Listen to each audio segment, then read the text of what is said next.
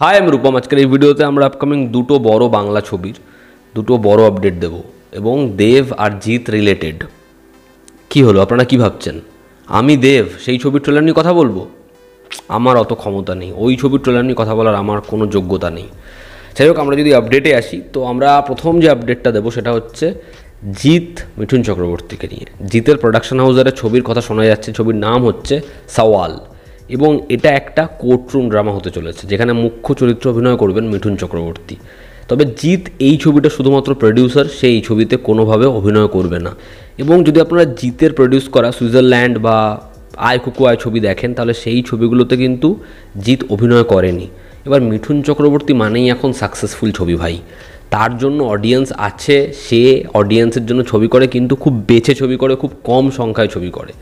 এবার রাজ চক্রবর্তীর সাথে তার যে ছবিটা আসছে সেই ছবিটাও কিন্তু কোর্টরুম ড্রামা, মানে সেই ছবিটা কোর্টের একটা বড় অংশে পার্ট রয়েছে যেখানে ঋত্বিক চক্রবর্তীও রয়েছে।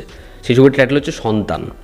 তো দেখার যে এই ছবিটার পার্ট হয় কি না মিঠুন চক্রবর্তী, কারণ সে কিন্তু একই রকমের কনসেপ্ট বা খুব কাছাকাছি কিছু করতে চায় না, সে খুব বেছে এই কারণেই ছবি করে যাতে সে নতুন কিছু অডিয়েন্সকে ডেলিভার করতে পারে।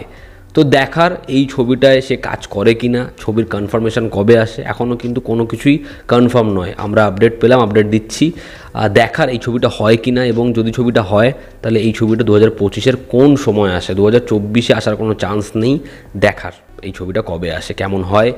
জিৎ এবং মিঠুন চক্রবর্তীর আবার কোলাবোরেশন, যুদ্ধতে আমরা দেখেছিলাম, তারপরে হচ্ছে চড়ে চড়ে মাস্ততো ভাই, সেখানে জিতের একটা ছোট্ট কেমিও ছিল। এবং যদি এই ছবিতে জিতের কেমিও হয়ে যায় অডিয়েন্স জাস্ট মজা পেয়ে যাবে। আমরা যদি পরবর্তী আপডেটে আসি তো সেটা হচ্ছে রঘু ডাকাতকে নিয়ে। দেখুন এই ছবিটার জন্য এক্সাইটেড একটা হিউজ নাম্বার অফ অডিয়েন্স, যে দেবের রঘু ডাকাত ছবিটা কবে আসবে। যখন এই ছবিটার অ্যানাউন্সমেন্ট হয়েছিল ওই ফার্স্ট লুকটা এসেছিলো, জাস্ট চমকপ্রদ ছিল। তো এই ছবিটার নাকি কাজ হবে এবং আমরা জানি যে এই ছবিটা শুধুমাত্র এসভিএফ না, দেব এবং এসভিএফ একসাথে কোলাবরেট করে এই ছবিটায় কাজ করবে। এবং ধ্রুব ব্যানার্জি, যিনি দেবের সাথে অলরেডি গোলন্দাজের মতো ছবি হিট দিয়েছেন, তিনি এই ছবিটা পরিচালনার ভার নেবেন। তো এই ছবিটার কাজ হয়তো খুব শীঘ্রই শুরু হবে, এক নামী পত্রিকার তরফ থেকে জানানো হয়েছে। এবছরের নভেম্বর থেকে এই ছবির কাজ শুরু হবে, যে কারণেই দেব সে চুল বড় করছে। আপনারা দেখবেন দেবের লেটেস্ট ভোটের প্রচারে বা ইন্টারাকশানে অলরেডি বড় চুল রাখা শুরু করেছে। তো সেটার কারণ হচ্ছে রঘু ডাকাত, যেমনটাই আপডেট জানাচ্ছে। এবার রঘু ডাকাত ছবিটার জন্য একটা লম্বা সময় লাগবে শ্যুটের। তো দেখার এই ছবিটা 2025-এ আসে কি না, না এই ছবিটার জন্য তারা অনেকটা সময় নিয়ে শ্যুট করে।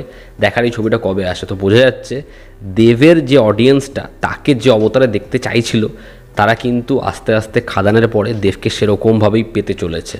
তো দেখার জিৎ একজন সাকসেসফুল প্রডিউসার হিসাবে মিঠুনদাকে নিয়ে তার এই ছবি সওয়াল করতে পারে কি না, বা এই ছবিটা কবে আসে, কবে অ্যানাউন্সমেন্ট হয়। এবং দেবের রঘু ডাকাত এই ছবিটা ফাইনালি হচ্ছে, খবরটা শুনে ভালো লাগলো। দেখার এর কনফার্মেশন কবে আসে এবং এই ছবিটা কত বড় ছবি, ও ছবিটা বক্স অফিসে কী করতে পারে।